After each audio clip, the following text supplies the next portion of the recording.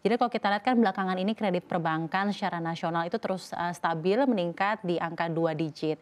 Tetapi posisi loan to deposit ratio perbankan secara industri itu belum kembali ke atas 80%. Nah, berarti ada likuiditas yang begitu melimpah. Anda melihatnya seperti apa two sides of coin, kelebihan dan juga tantangan likuiditas perbankan Indonesia yang seperti kata orang masih ample, Pak?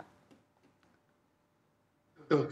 Jadi kita lihat likuiditas di perbankan itu masih betul Mbak Syafrina, tetapi kalau dibandingkan dengan situasi dalam masa COVID itu sudah jauh berkurang. Jadi sebagai gambaran waktu masih COVID itu likuiditas di pasar itu sampai 1.000 triliun ya.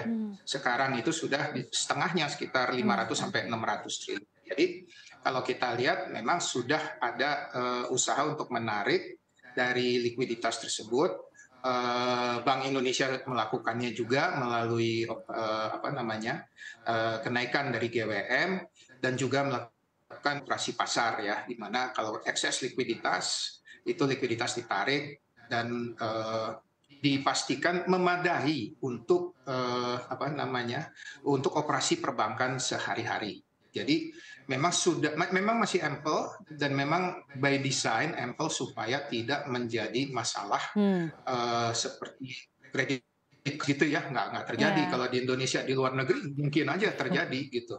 Tapi di sini cukup likuiditas sehingga kalau sampai ada keperluan untuk lending, ya. perbankan tidak bermasalah. Gitu. Baik, Pak, kemarin juga karena berbincang dengan Perbanas, jadi memang ada yang dari Perbanas sendiri mengatakan bahwa loan to deposit ratio itu jangan muluk-muluk lah di keadaan seperti sekarang itu jangan ditargetkan di 90%, targetkan di 70% saja nih, karena kan memang ada begitu banyak uncertainties di ke depan. Tanggapan Anda seperti apa dan dalam hal idealnya tersendiri untuk likuiditas di perbankan, di perekonomian, itu di kisaran berapa Pak dalam rasio LDR sendiri?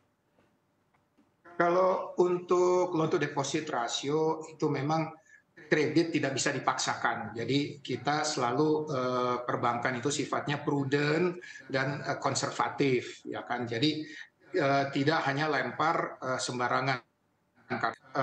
Di akhir hari itu adalah uang nasabah juga yang harus kita kembalikan pada saat diminta. Jadi akan ada balancing antara liquidity dan juga profitability melalui lemparan dari kredit. Nah, ideal tergantung dari banknya ya, Mbak Safrina. Baik. Nggak semua bank sama gitu ya.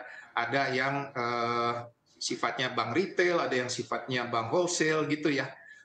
Jadi mungkin di level 70, ya saya setuju dengan Perbanas di 70% itu juga udah bagus sekarang ya. Di situasi-situasi seperti sekarang ya Pak Branko ya, 70% considerably a good ratio ya Pak ya untuk likuiditas tersendiri. Iya betul.